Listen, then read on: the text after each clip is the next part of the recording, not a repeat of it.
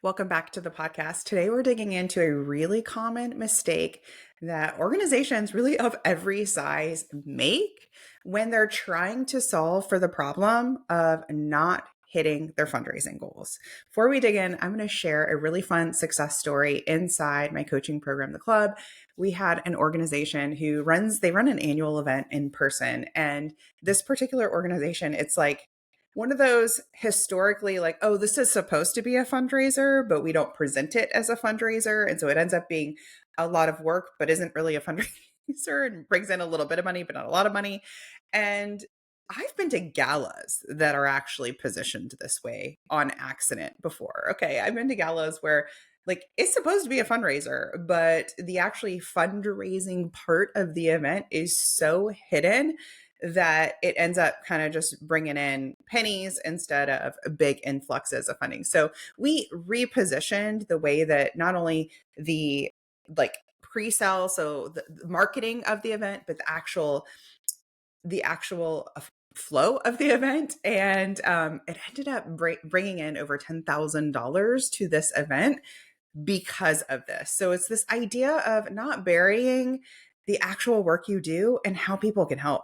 Very, very important. Do not wait. If the event is over at 9 o'clock, do not wait until 8:50 to make the ask, and to actually change the way that you're thinking about events completely, to think about how is it that it would benefit the people at this event to know that it's a fundraiser and to be asked to contribute to the fundraiser during the event. How is it not offensive? How is that for them? How is that benefiting them? How is that benefiting the people we serve or the program or service we offer, right? Really being clear on how that helps them, how that's beneficial to their experience, their philanthropic goals, and why it's really, really important to not hide that and not be soft in your ask or apologetic in your ask. And I was really, really proud of this executive director for completely changing the way that she views the event and just having a clear moment fundraising opportunity mid event and seeing it work. So good. All right. So here's the loop that I see. I see a lot of organizations coming to me who are saying, we're not raising enough because of blank. Insert problem. Our CRM isn't good enough. Our website is outdated.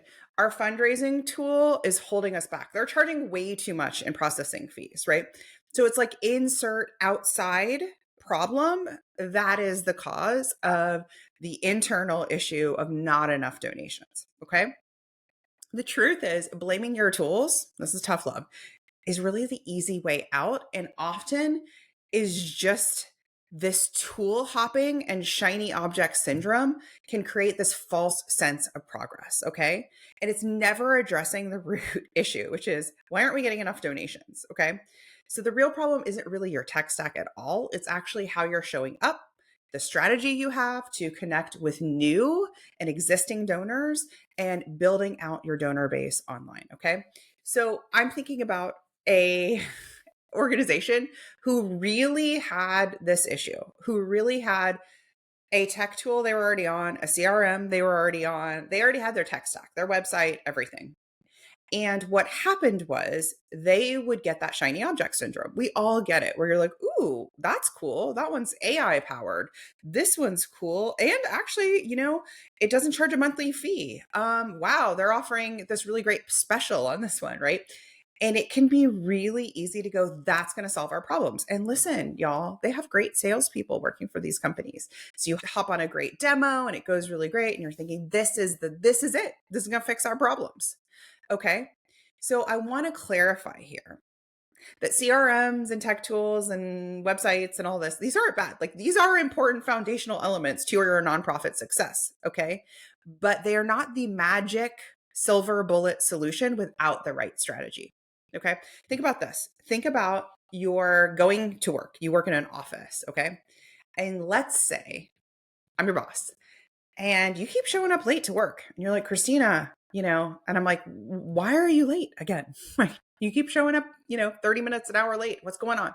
And you're like, listen, I have my car, but what I really need is a Ferrari to get to work because then I could get there faster. And I'm like, but you have a car, right? And you're like, yeah. No, I have a car. It's real. And I'm like, and it works. And you're like, yep. But I need a faster one. And then you get the Ferrari. You're like, yep. And then sure enough, kind of keep getting there late. Maybe leaving a little early too. And I'm like, hey, what's going on? And you're like, listen, my car's too small. It's too hard to get in and out of. Like people don't see me. I need an SUV or a truck. I need something bigger, right? What are you doing? You're just car hopping at that point. Will your car get you from A to B? Will the car you started with, your Honda, get you to A to B? Yes. Will your Ferrari? Yes. Will your SUV? Yes. See what I'm saying here? It's not the car, right? You need to leave earlier. Okay, so there are some CRMs I love. I think Bloomerang is a great one. There are some fundraising tools I love, right? There are websites I prefer over others. All of these are true, right?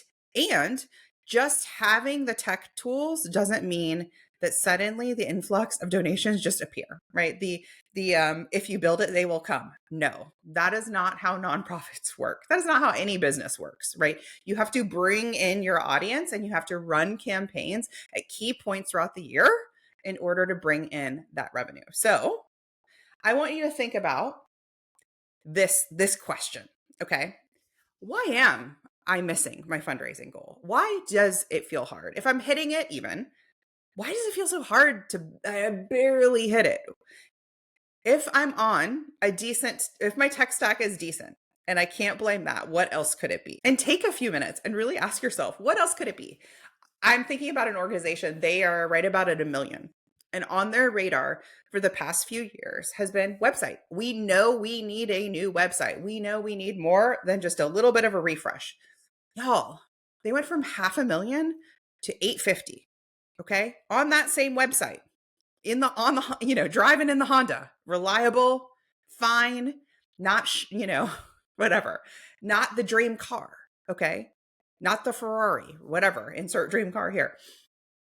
And they're not blaming the fact that they're not at 1 million yet on the website. Okay.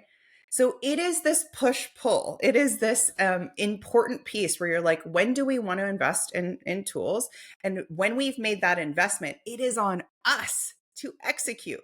That's really what I'm trying to tell you is yes, I want you to invest in strong tech. I want you to choose platforms that work well for your audience.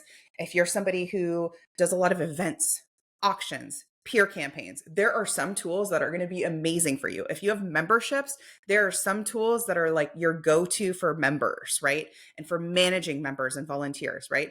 There are things that will literally buy your time back. However, you're the executor. It's on you to actually make it happen. And you can't just say, where's all the volunteers? I got the great volunteer platform. Okay. So let's talk about the real problems. Let's talk about the 3 real reasons that I see organizations miss their fundraising goal. Okay. So reason number 1, you're reactive, not proactive. The symptom of this is very clear. You are stuck on a hamster wheel of fundraising. You are in a constant state of fundraising, meaning by the time that event is over, by the time that online fundraiser is over, you don't even have time to rest, retain the donors, right? Thank them, make sure that they're stewarded before you're already thinking, how am I going to raise the next 50? How am I going to raise the next 10? How am I going to raise the next 500, right? It's like chain smoking, right? It's like literally the endless hamster wheel. So that's a symptom there. And most nonprofits are stuck here because you all have big, bold goals. I get it. And so this constant state of fundraising is really, really reactive.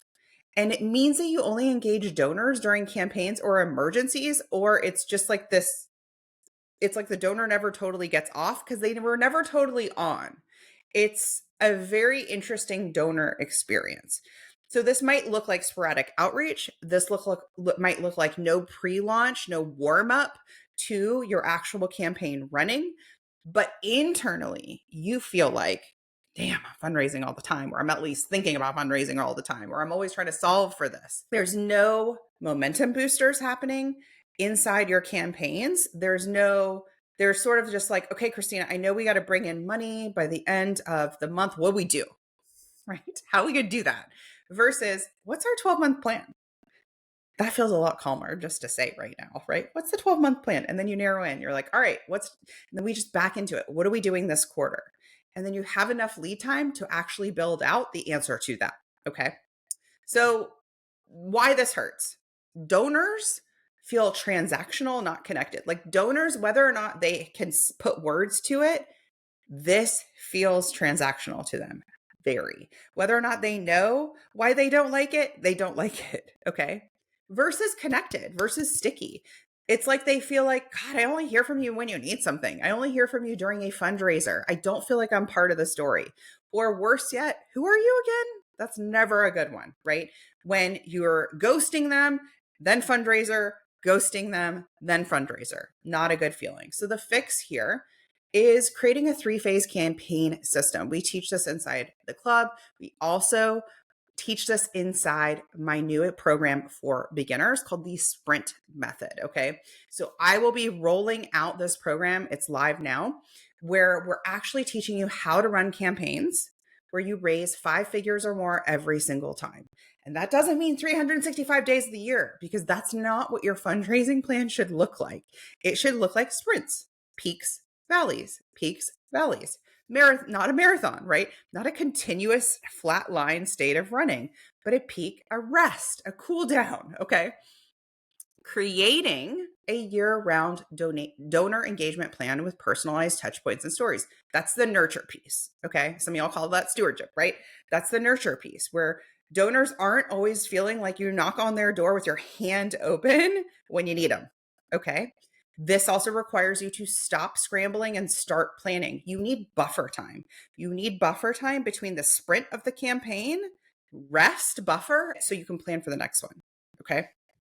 Let's move on to reason number 2, fear of making brave asks. So what does this look like? Nonprofit leaders, fundraisers, and even board members avoiding big transformational asks out of fear of rejection, maybe even some imposter syndrome.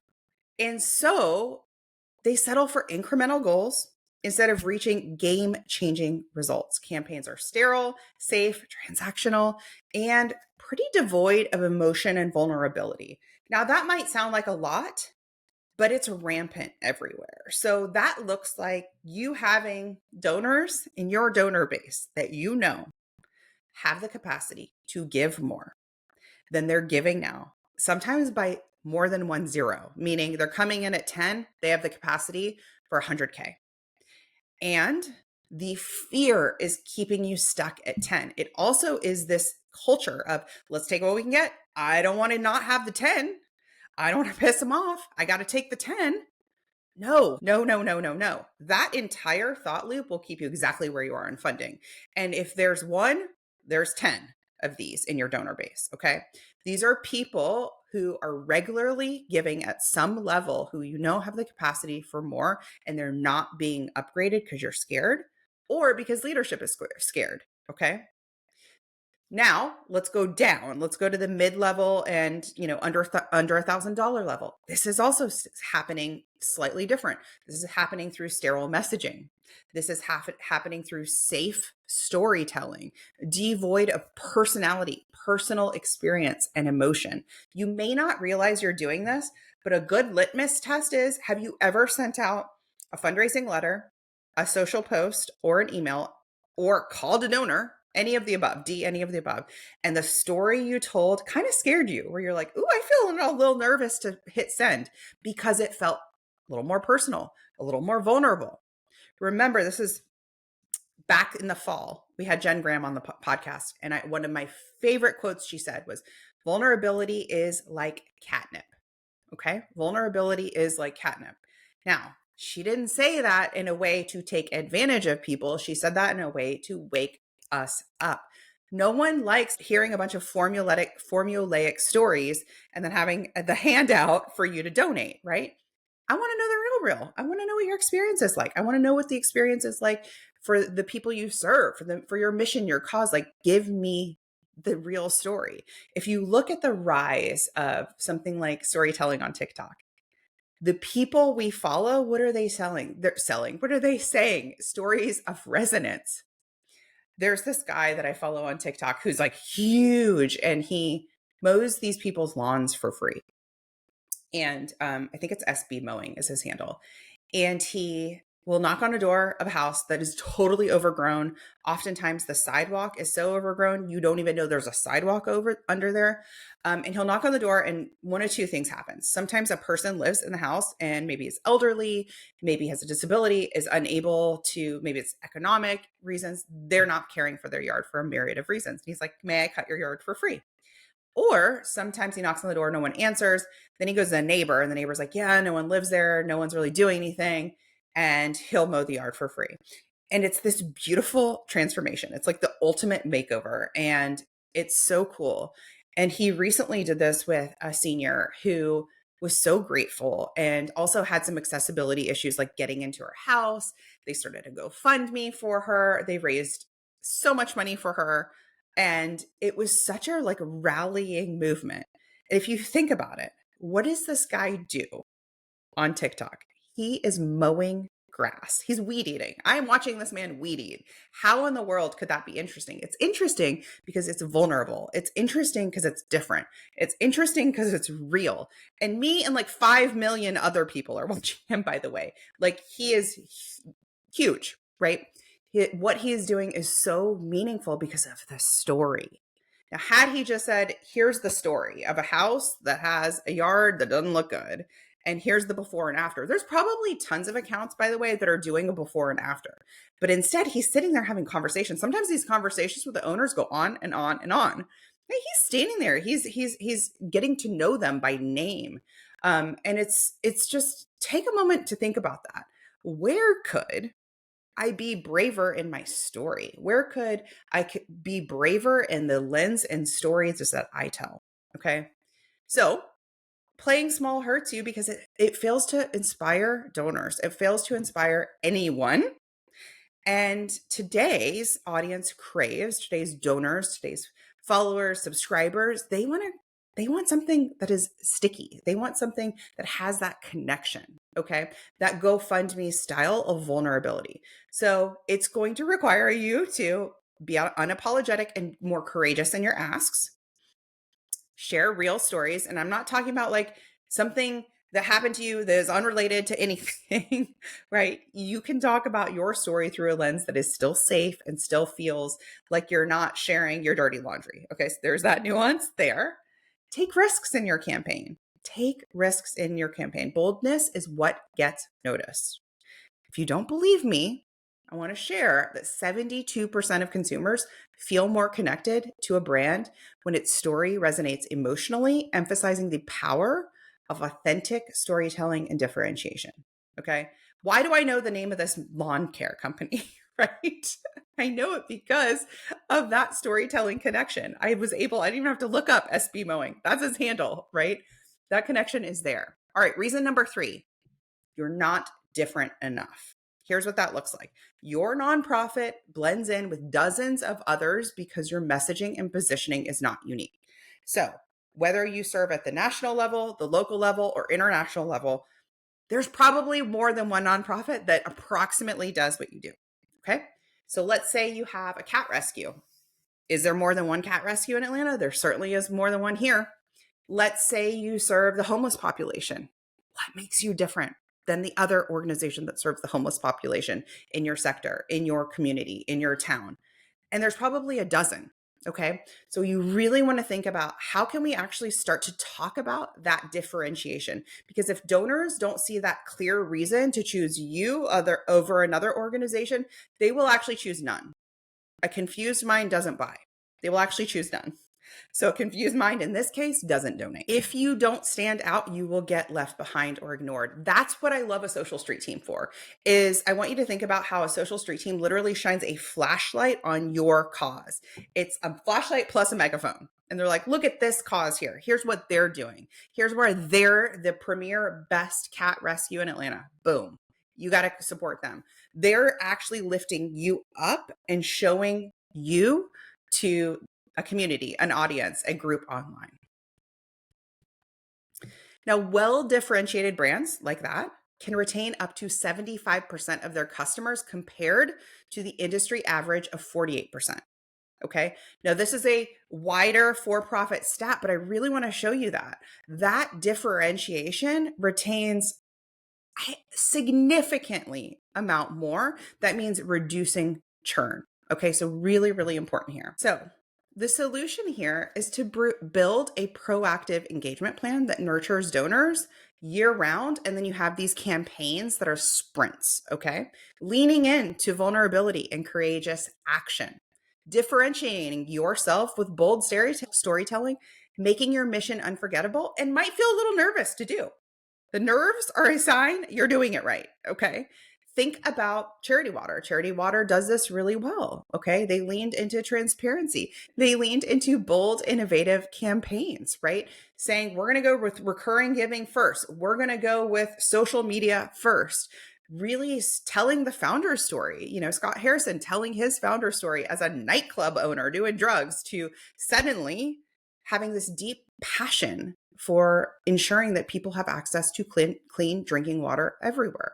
I'm sure that story, his founder story, was not an easy story to tell the first time. And he's probably told it thousands of times now. And it still takes some humility to be able to be that vulnerable and say, this was my own before and after. And here's why I started it. Okay. So if you're thinking, we can't afford to take big risks, we can't afford to take risks right now, I want you to think about the bigger risk here being that staying stagnant is the bigger risk. So not adapting, not innovating, not stepping towards this courageous action is what will keep your organization stuck. Or if you're thinking, we don't have time for this strategy, you're already spending too much time often on these sales calls or switching tools or Googling another answer or on too many webinars. That's another one. If you're taking too many webinars, stop it, right? And I want you to create a plan that you actually execute and implement. Okay. I've worked with clients where they thought this one thing over here was the issue. It's not the issue. It's not the website. The call is coming from inside the house. Okay. So stop blaming the outside and start saying, how can I take these 3 reasons and implement them today? And I am here if you want help, and you can get information about the Sprint Method, my newest program for more newer nonprofits to raise their first 100K, or for the Purpose and Profit Club for more established nonprofits ready to scale and start a social street team. You can click the link in our show notes for details on both. In the meantime, remember to start being proactive, not reactive. Lean towards making brave asks. And how can you differentiate yourself? Until next time, I'll see you soon.